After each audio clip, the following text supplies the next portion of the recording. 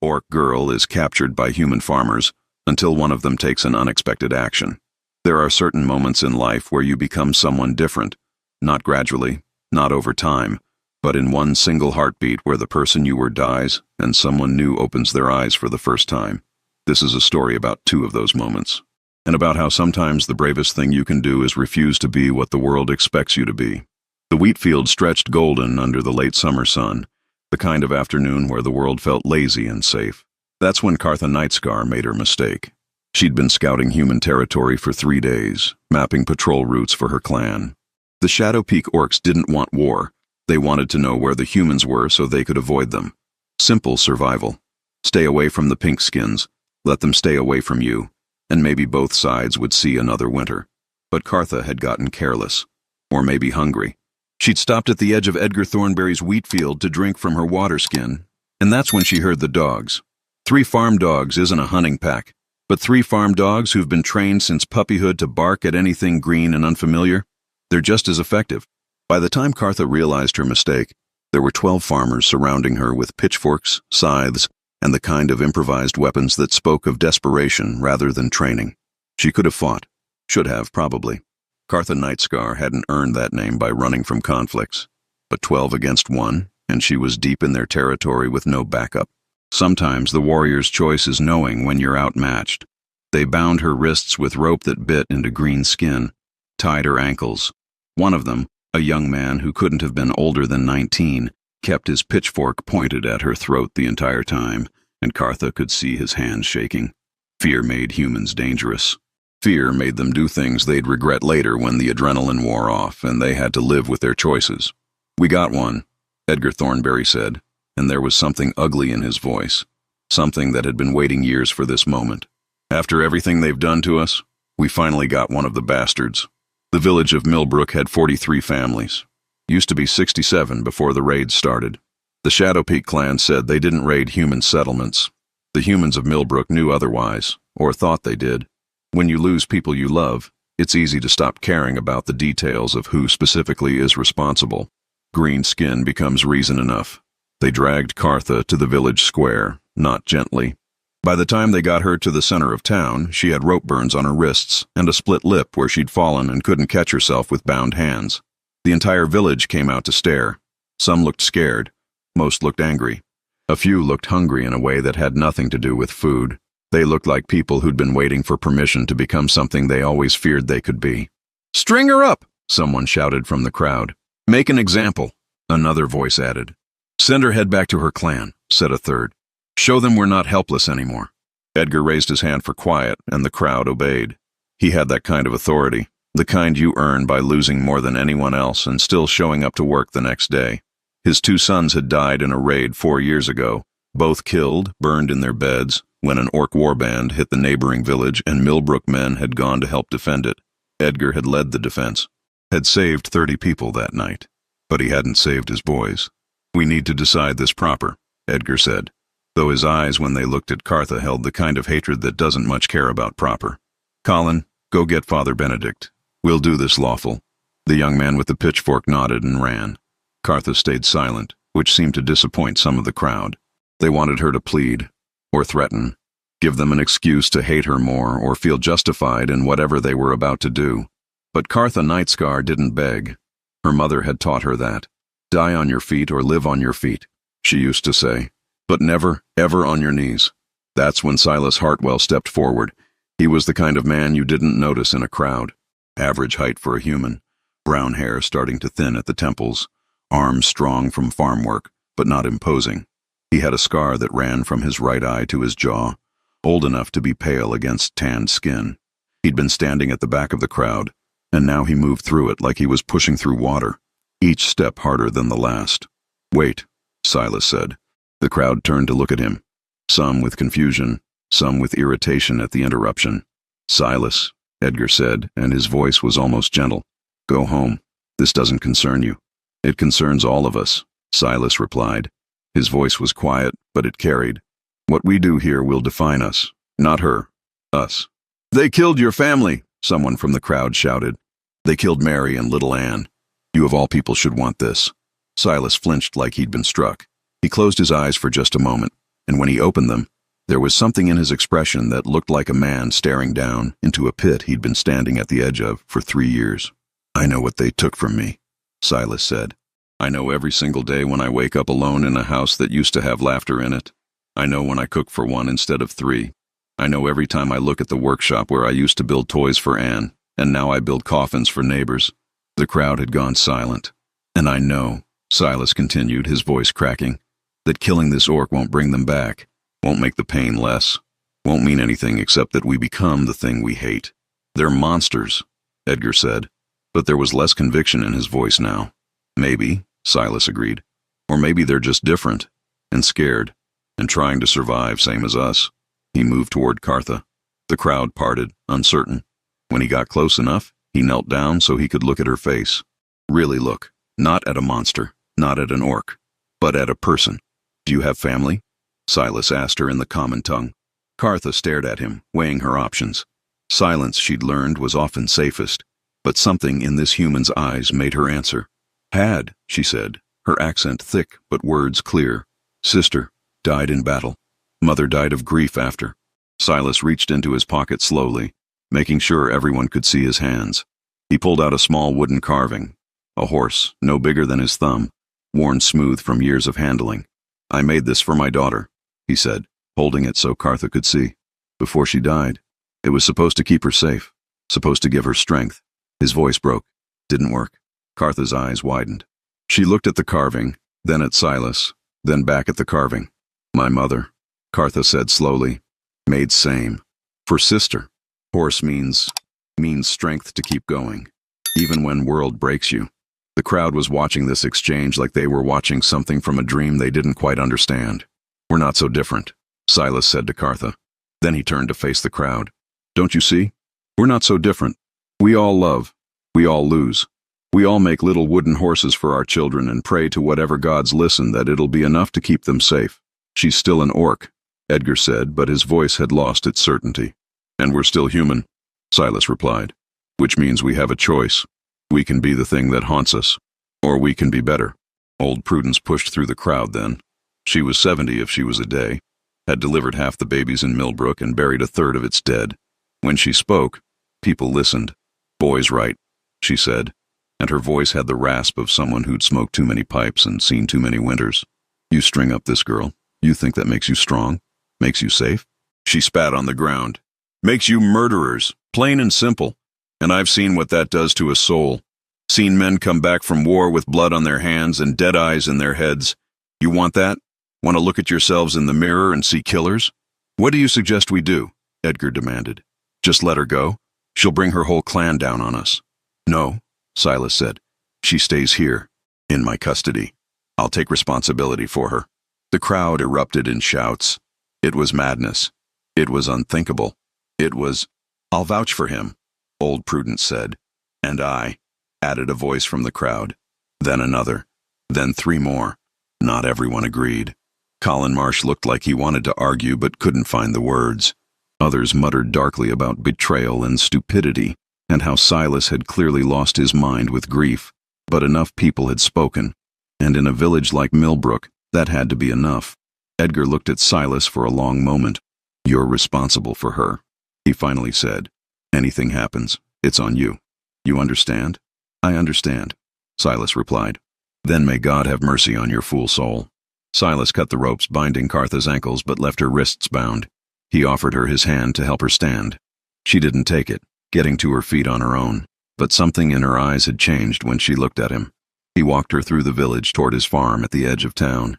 Every window they passed had faces in it, watching, judging, memorizing this moment to discuss later over dinner tables and in quiet conversations in the market. Silas's farm was small, a house that had been built for a family, a barn that leaned slightly to the left, fields of wheat that needed harvesting soon. He led Cartha to the barn and finally cut the ropes on her wrists. "You can sleep here," he said. "There's hay, it's clean. Water barrel by the door. I'll bring food in the evening." Cartha rubbed her wrists where the rope had bitten deep. "Why?" she asked. "Why what? Why save me? I am enemy. Your people want me dead. I would understand. But you—" She struggled for words in the common tongue. "You protect. Why?" Silas looked at the small wooden horse he still held in his hand. Because someone needs to stop the cycle, he said quietly. Because if we just keep killing each other, my daughter died for nothing. Your sister died for nothing. And it'll never stop. Never. He met her eyes. Maybe it starts here. One human. One orc. One choice to be different. Cartha stared at him for a long moment. You are strange human. Yeah, Silas agreed. I'm learning that. He left her in the barn and walked back to his empty house. Inside, he sat at the table where he used to eat dinner with Mary and Anne, put his head in his hands, and wondered if he'd just made the biggest mistake of his life or the first right choice he'd made in 3 years. Outside, the sun was setting over Millbrook. And in the barn, an orc warrior who'd never expected mercy from a human sat in the hay and touched the rope burns on her wrists, thinking about a small wooden horse and the man who'd compared his grief to hers. Sometimes bridges between worlds are built in the strangest places. The first 3 days were the hardest. Not because Cartha tried to escape. She didn't. Not because the villagers tried to take justice into their own hands. Though Edgar had to stop Colin Marsh from checking on things at Silas's farm twice.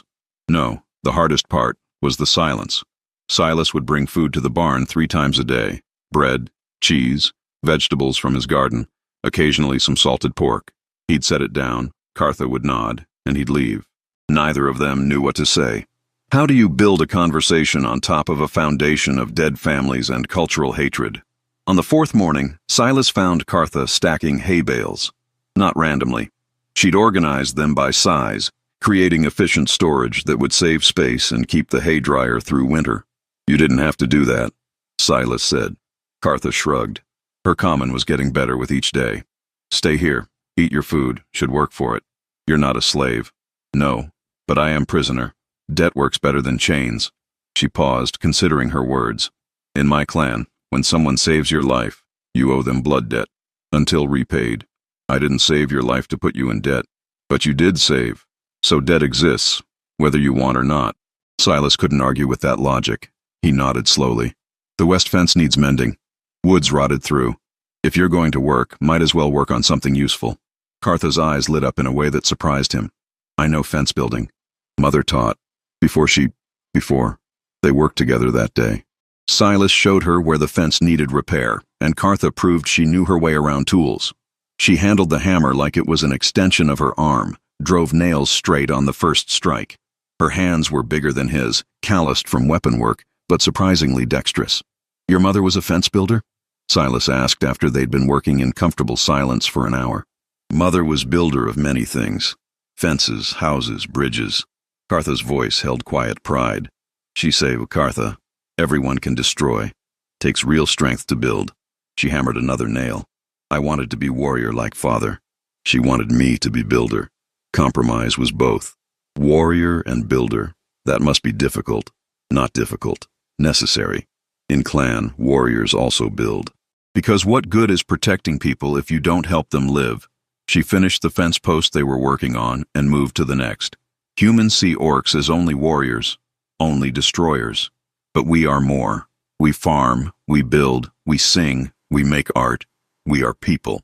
Silas felt something shift in his chest, an understanding so obvious he felt stupid for never considering it before. Of course, orcs were people. Of course, they had mothers who taught them to build fences and dreams that didn't involve violence. He'd spent 3 years hating a caricature, not a culture. Tell me about your sister, he said quietly. Cartha's hands stilled on the fence. For a moment, Silas thought he'd gone too far. Then she spoke.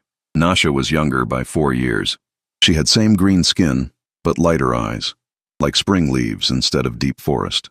Cartha's voice grew soft. She wanted to be shaman, study old ways, learn herb lore, help people heal. But clan needed warriors. Raiders were coming more often. She had to train. She didn't want to fight. No, but she did. Because that is duty. Family protects family. Cartha hammered another nail with more force than necessary. She died in battle at Human Village. Arrow through throat. I held her while she died. She tried to say something. Couldn't. Just looked at me with those spring-leaf eyes and stopped. Silas's throat felt tight. The raid 4 years ago, when Edgar's sons died. Maybe. Probably. Cartha met his eyes. I'm sorry. For your loss. For her death. For all of it. It wasn't your fault. Wasn't yours either. But here we are. Both holding grief we didn't earn. They worked in silence after that, but it was a different kind of silence. The kind where words had been said that needed saying, and now there was peace in the quiet. That evening, Silas took a risk. Instead of bringing food to the barn, he knocked on the barn door and waited. "Yes?" Cartha called. "Dinner's ready at the house. Thought maybe, if you wanted, you could eat at the table, like a person, not like a prisoner in a barn." The door opened. Cartha stood there, and Silas realized this was the first time he'd seen her clean. She'd washed her face and hands in the water barrel, braided her long black hair. Without dirt and blood, he could see the sharp intelligence in her eyes, the way her tusks curved when she spoke, the scars on her arms that spoke of a life lived hard. "You sure?" she asked. "Village sees me in house." "Let them see," Silas interrupted. "Let them see I'm treating you like a human being. Maybe some of them will remember how." They ate dinner together at a table that hadn't seen company in 3 years. Silas had made stew. Nothing fancy, just vegetables and some chicken. Cartha ate with precise manners that surprised him. "You expected me to eat like animal," she said, catching his expression. Maybe, sorry. Orcs have table manners, rules about eating. More rules than humans, probably." She gestured with her spoon. "Never take food from communal pot with hands. Always offer eldest person first serving. Thank the cook always, even if food is terrible." She grinned, and it changed her entire face. "You are a good cook, so thank you." Silas found himself smiling back. "You're welcome." After dinner, they sat on the porch. The sun was setting, painting the sky in oranges and purples. Silas pulled out the small wooden horse from his pocket. He always carried it now, though he couldn't say why. "Can I see?" Cartha asked. He handed it to her. She held it carefully like it was made of glass instead of wood. "You carved this?" "Yeah. Used to make toys for Anne. She loved animals, horses especially." His voice caught. "She'd gallop around the house making clip-clop sounds, pretending to be a knight. She sounds like good spirit." She was. Mary said she got it from my side of the family. The stubbornness. Silas laughed, though it hurt. "God, I miss them. Every day, every moment. It's like there's a hole in my chest that'll never fill." Cartha reached into a small pouch at her belt.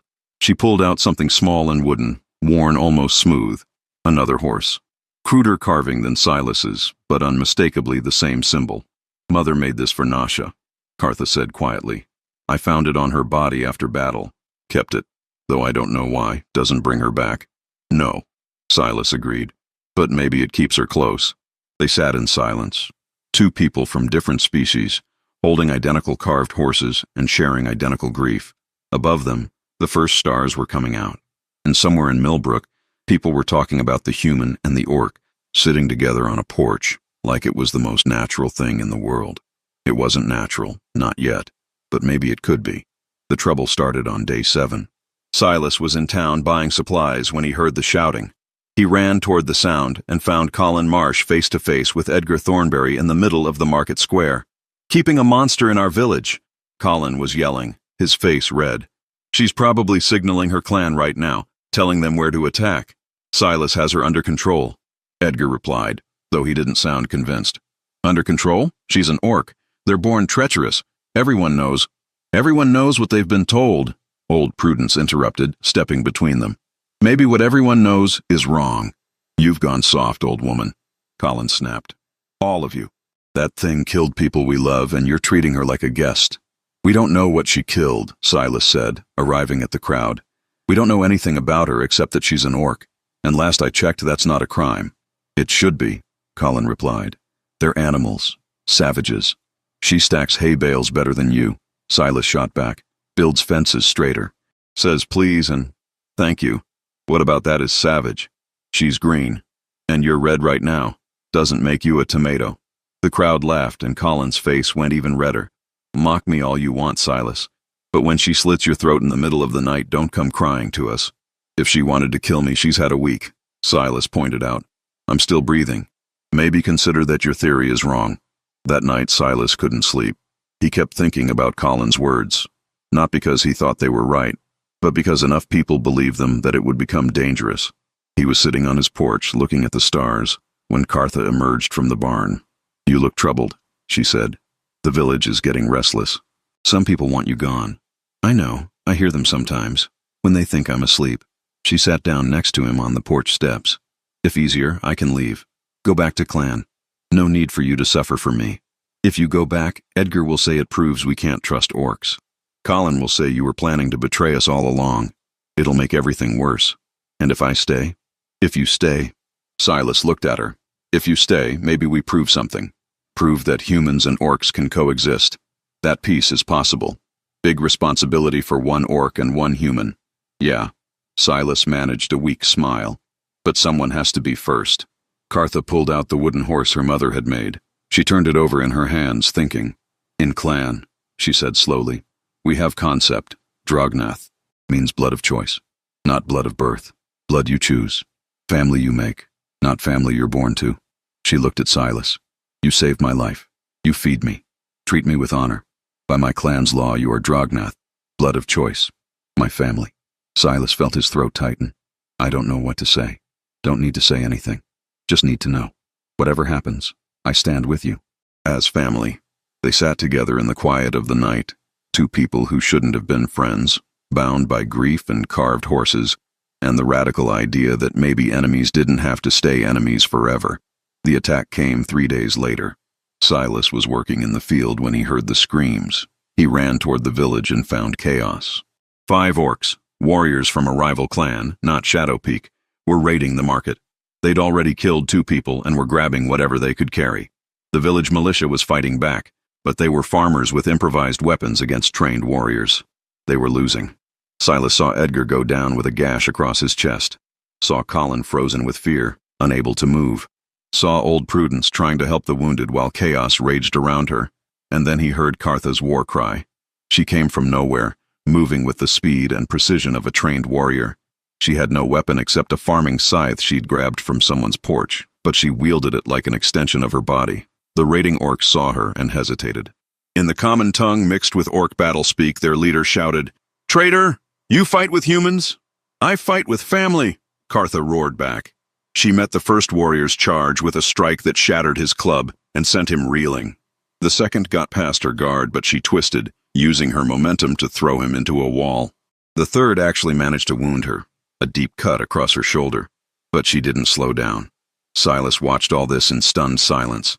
This was Cartha as a warrior, not the fence builder who said please and thank you, but a fighter who'd earned her name, Nightscar, in battles he couldn't imagine. The raiding orcs retreated. They'd come expecting easy pickings from frightened humans. They hadn't expected one of their own to be waiting. As they fled, their leader pointed at Cartha and spat words in the orc tongue that Silas didn't understand, but whose meaning was clear. Traitor. Cartha stood in the market square, breathing hard, blood running down her arm from the shoulder wound. The entire village was staring at her. Old Prudence was the first to move. She walked up to Cartha with her medical bag. "Sit down, girl. Let me look at that wound." "I'm fine." "Sit down." There was steel in the old woman's voice. "You just saved half this village. Least you can do is let me patch you up." Cartha sat. As Prudence cleaned and bandaged the wound, villagers started to approach. Slowly, cautiously, but they came. "Thank you," a woman said. Her husband had been one of the wounded. "You saved him." "Didn't know orcs could be heroes," another villager added, sounding confused more than anything. Edgar Thornberry stepped forward, clutching his bandaged chest. He looked at Cartha for a long moment. Then he extended his hand. "I was wrong about you," he said simply. Cartha stared at the offered hand. In orc culture, this gesture carried weight. It meant acceptance, recognition. She clasped his forearm in the warrior's grip. "You were scared," she replied. "Fear makes people stupid. I understand." Edgar actually laughed, then winced as it hurt his wound. Yeah, I guess it does." Only Colin Marsh stood apart, glowering. "This doesn't change anything," he muttered. "She's still one of them." "No," Silas said, stepping forward. "She's one of us. She proved that today." The village's opinion shifted that day. Not everyone's. Colin would never trust an orc. A few others felt the same. But most of Millbrook saw what Silas had seen weeks ago. Cartha wasn't a monster. She was a person who'd chosen them, protected them, bled for them. That evening, as Silas helped Cartha back to the farm, she was uncharacteristically quiet. "You okay?" he asked.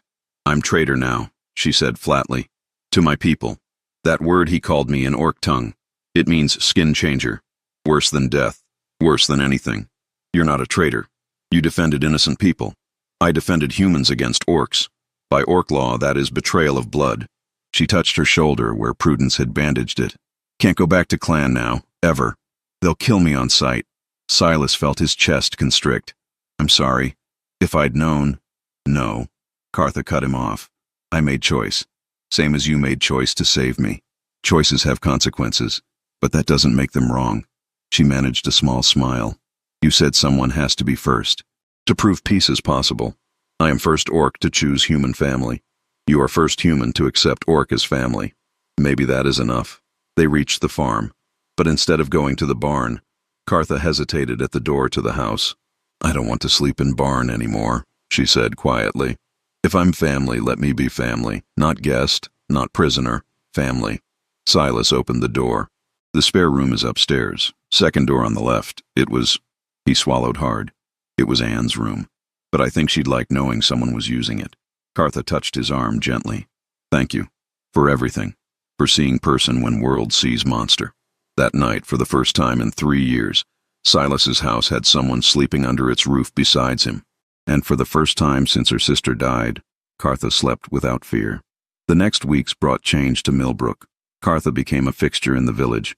She helped Edgar rebuild his chicken coop after the raid, taught old Prudence about orc herbal medicine, which turned out to be surprisingly effective for joint pain. Even worked with some of the village children, showing them how to make basic repairs. The children loved her. They didn't have years of prejudice built up. To them, Cartha was just the big green lady who could lift hay bales with one hand and told stories about mountain eagles and warrior clans.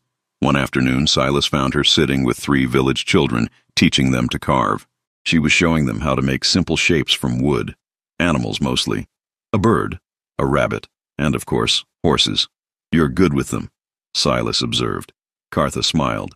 I always wanted younglings. Nasha and I used to talk about it. She'd teach them herb lore.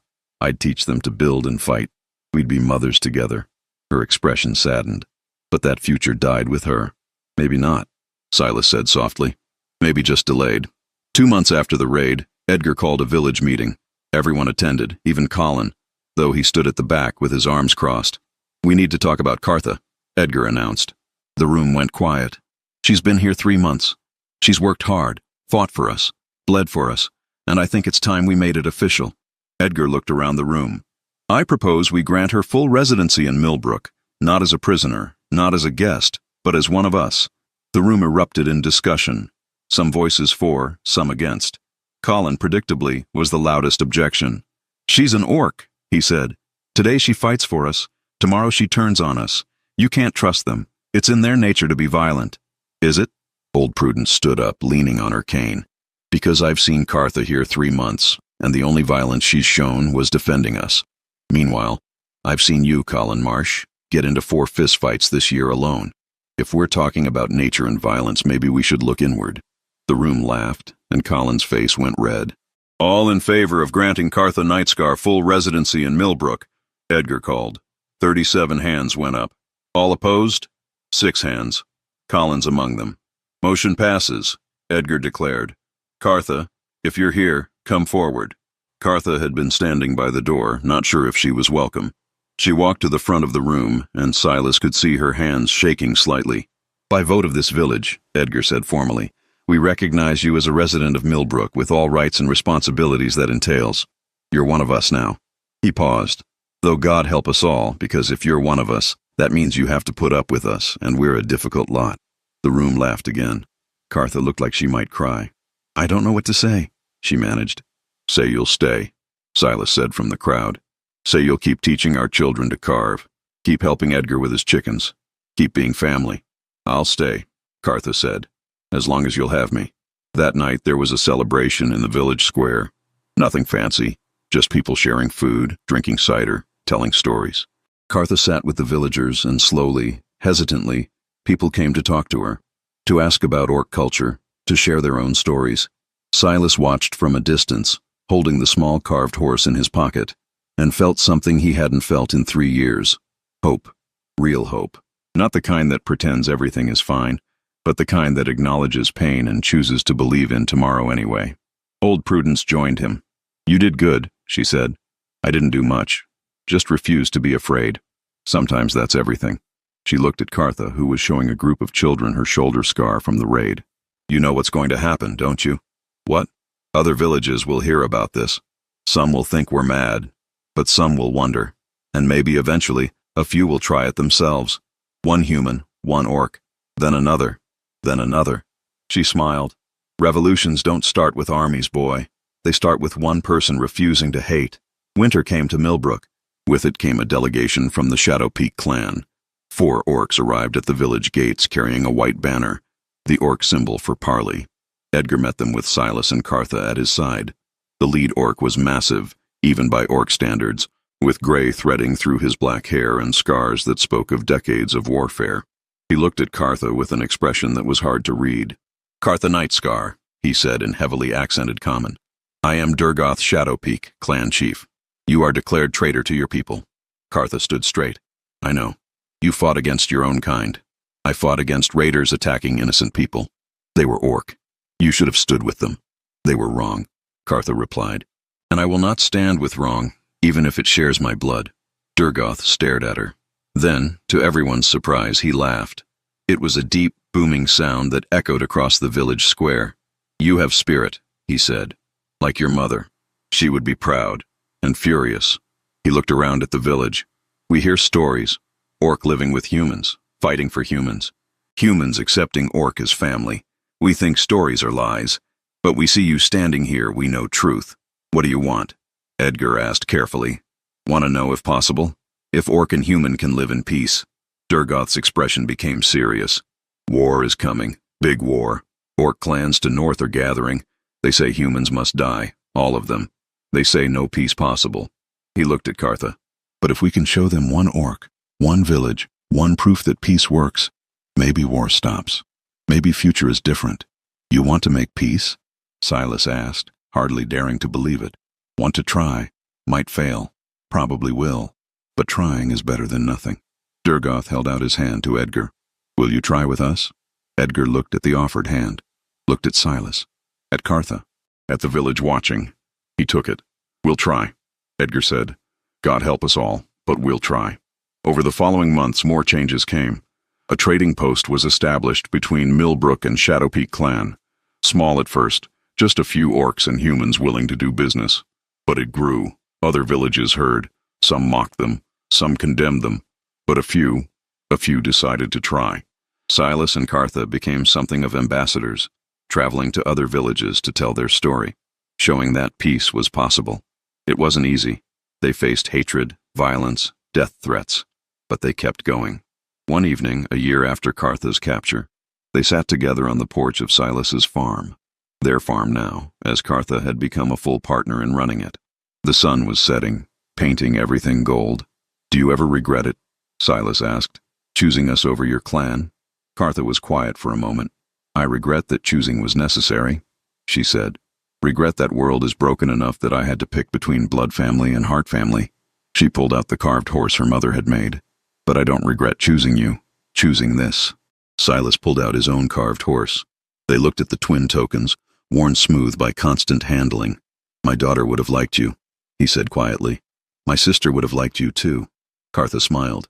Maybe they're somewhere together now, looking down, laughing at us. What would they be laughing at?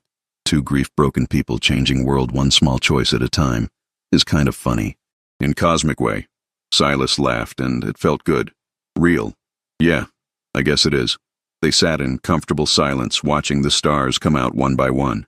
Below them, Millbrook was settling in for the night. And somewhere to the north, in orc territory, another village was trying peace for the first time. The world was still broken. Wars still happened. People still died. But in one small village, on one small farm, a human and an orc sat together like family, holding carved horses and believing that tomorrow could be different than yesterday. And maybe that was enough.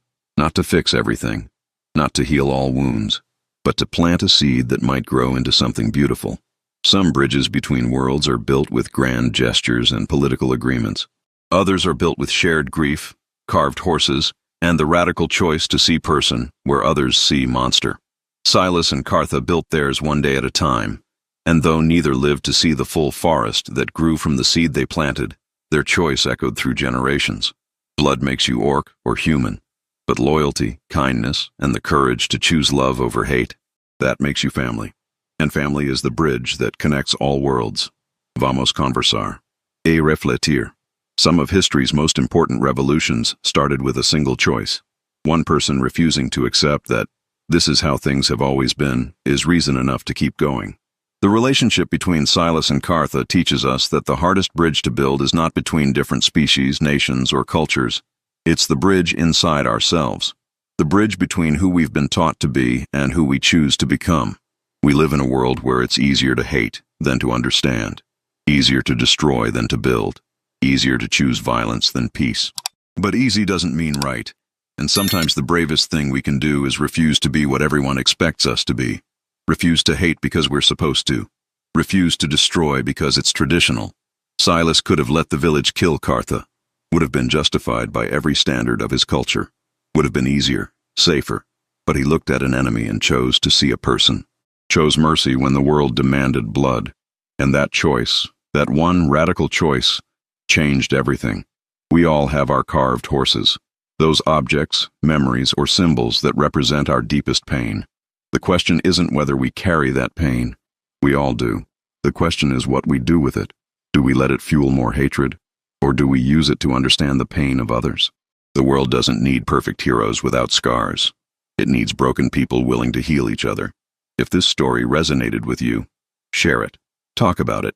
Let it remind you that peace starts with individual choices, that bridges are built one person at a time, that the courage to forgive is often greater than the courage to fight. Subscribe to Orcbound Tales for more stories about the bridges we build when we refuse to accept the walls we inherit. And remember, the bravest warriors aren't those who never feel fear. They're the ones who choose love despite it.